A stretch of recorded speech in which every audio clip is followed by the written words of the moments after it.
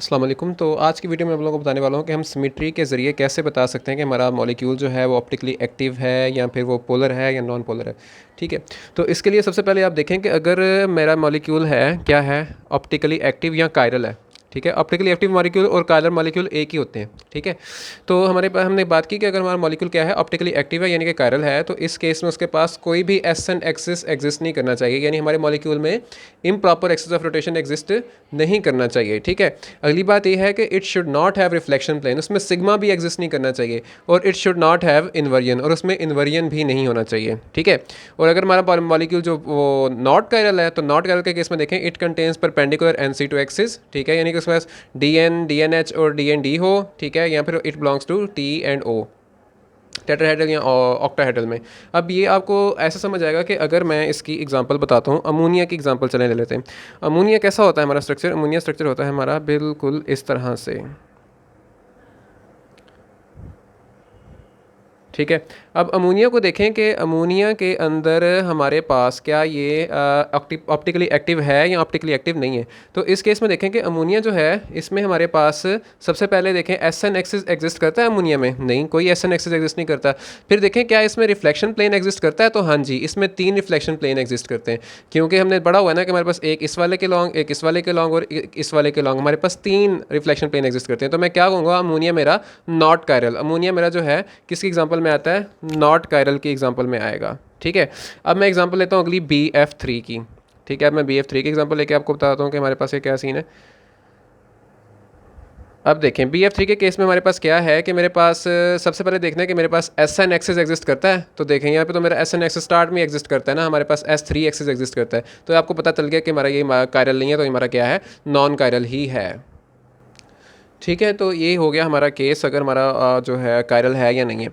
अब आगे देखते हैं डिटर्मिनिंग द पोलैरिटी। अब पोलैरिटी देखें कि पोलैरिटी हम कैसे मेजर कर सकते हैं कि अब हमारा ऐसा मॉलिक्यूल जिसमें क्या हो, इन्वर्जन हो। ठीक है, वो क्या होता है, नॉट पोलर, वो पोलर नहीं होगा, नॉन पोलर होगा वो मॉलिक्यूल जिसमें इन्वर्जन हो, या फिर उसके पास n perpendicular C two axis हो, यानी उसमें डी एन वाला हो, या डी एन पॉइंट ग्रुप से बिलोंग करता हो, डी एन एच से बिलोंग करता हो, या D n d point group से बिलोंग करता हो। ठीक है, मॉलिक्यूल विल बी पोलर, और मॉलिक्यूल पोलर तब होगा if it belongs to C n C s C n v या सी इन्फिनिटी वी एक्सिस, जो सी इन्फिनिटी वी जो ये वाला जो पॉइंट ग्रुप है ना, अगर इनसे बिलोंग करता है हमारा मॉलिक्यूल, तो हमारा मॉलिक्यूल क्या होगा, पोलर होगा। अब देखें कि हमारे पास सी एन क्या है, यानी simple C1 C2 C3 C4 हो गए। ठीक है, और सी एस क्या हो गया कि हमारे पास जिसमें आइडेंटिटी और क्या एग्जिस्ट करता है, सिर्फ रिफ्लेक्शन प्लेन और आइडेंटिटी एग्जिस्ट करती है। और सी एन वी क्या हो गया, जिसमें हमारे पास सी एन है और एन सिग्मा वी एग्जिस्ट कर रहे हैं ना। तो ये हमारे पास हो गया कौन सा हो गया हमारे पास, सी एन वी। और अगला सी इन्फिनिटी वी है, उसका आपको पता है कि सी इन्फिनिटी वी में हमारे पास क्या आ जाता है, हमारे पास एच सी एन जैसी एग्जाम्पल्स आ जाती हैं।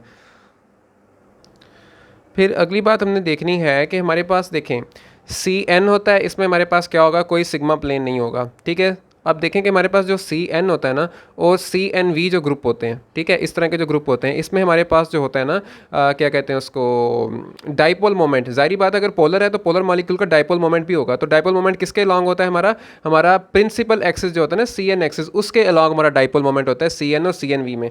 लेकिन जब देखें हमारा जो सी एस है, सी एस में तो हमारा प्रिंसिपल एक्सिस ही नहीं है, उसमें हमारा क्या होता है, उसमें हमारा रिफ्लेक्शन प्लेन होता है बस। तो उसमें हमारा पता क्या होता है, उसमें हमारा जो डाइपोल मोमेंट होता है ना, वो रिफ्लेक्शन प्लेन के अलॉन्ग होता है। ठीक हो गया, तो उसके बाद हमारे पास है एग्जाम्पल इफ पोलर या नॉन पोलर। अब हम एग्जाम्पल डिस्कस करते हैं। अब देखिए कार्बन डाइऑक्साइड है, कार्बन डाइऑक्साइड हमारा क्या करता है, कार्बन डाइऑक्साइड हमारा अगर मैं इसका स्ट्रक्चर बनाऊँ, कार्बन डाइऑक्साइड का स्ट्रक्चर ऐसे बनता है। ठीक है, अब देखें कार्बन डाइऑक्साइड में हमारे पास क्या है, सी इन्फिनिटी इन्फिनिटी सिग्मा भी है। ठीक है, और इसमें इन्वर्जन सबसे पहले एग्जिस्ट कर रही है, आपने देखा ना सबसे पहले क्या एग्जिस्ट कर रहा है, इन्वर्जन।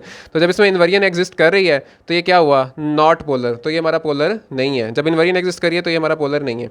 और अगली बात हमारे पास क्या है कि C2H2। अब C2H2 में देखें हमारे पास क्या सीन होता है कि C2H2 में मेरे पास ये C हो गया, एक सेकेंड में बताता हूँ कि C2H2 में हमारे पास क्या हो गया, ये C हो गया, ये triple bond C single bond H single bond H। यहाँ पे भी इन्वर्जन एग्जिस्ट कर रही है देखें। ठीक है, यहाँ पे भी इन्वर्जन एग्जिस्ट कर रही है, तो हमारे पास ये भी किस में आएगा, नॉट पोलर में।